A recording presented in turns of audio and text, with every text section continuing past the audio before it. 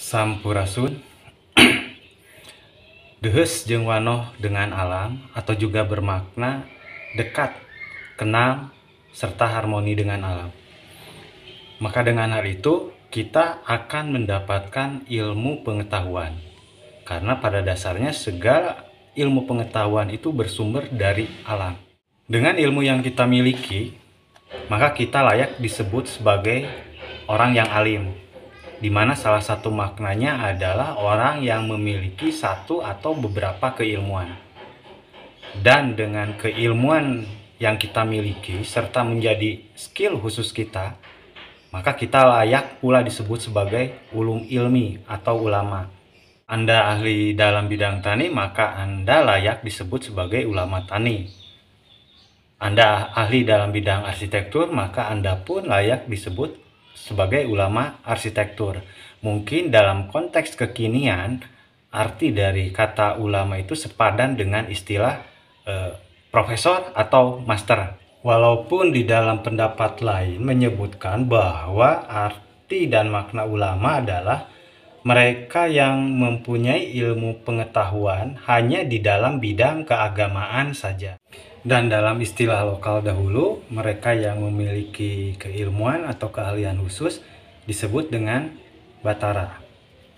Bicara tentang hubungan yang dekat dengan alam, sangatlah pas kita sematkan hal itu pada orang tua kita dahulu.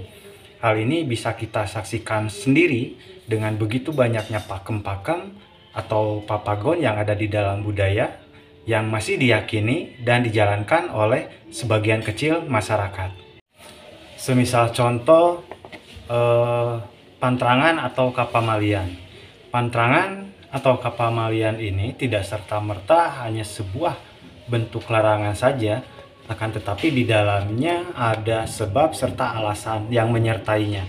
Semisal tidak diperbolehkan bersiul, meniup suling di dalam rumah, atau membakar ikan asin di dekat hutan. Karena hal itu akan mengundang kedatangan dari binatang-binatang buas yang ada di dalam hutan. Dan masih banyak lagi pantrangan atau kapamalian lainnya. Amitan. Tentunya kita sering mendengar wejangan dari orang tua saat kita memasuki hutan atau suatu tempat yang jarang dilalui oleh manusia, maka kita harus amitan terlebih dahulu. Hal ini lebih pada sebuah adab, di mana adab itu sendiri hadir karena adanya ilmu pengetahuan bahwasanya kita tidak hidup sendiri dan kita hidup berdampingan dengan makhluk lainnya. Sayangnya, hal ini seringkali dipersepsikan sebagai hal yang klinik, padahal tidaklah jauh berbeda sama seperti halnya saat kita memasuki rumah orang lain. Begitupun dalam hal tata kelola lingkungan. Orang tua kita dahulu telah membuat sebuah konsep di tempat seperti apa yang layak untuk dijadikan pemukiman masyarakat, di lahan seperti apa yang harus dijadikan konservasi untuk lingkungan, serta untuk kegiatan ekonomi produktif.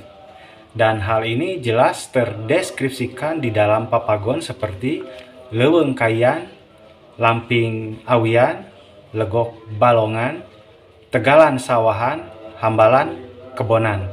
Bentuk rumah panggung dari kayu, selain membuat rumah jauh lebih hangat, juga terbukti tahan gempa. Bentuk bangunan seperti ini tidak dibuat hanya karena berdasarkan persediaan kayu yang melimpah, akan tetapi berdasarkan ilmu arsitektur yang disesuaikan dengan kondisi alam lingkungan sekitarnya.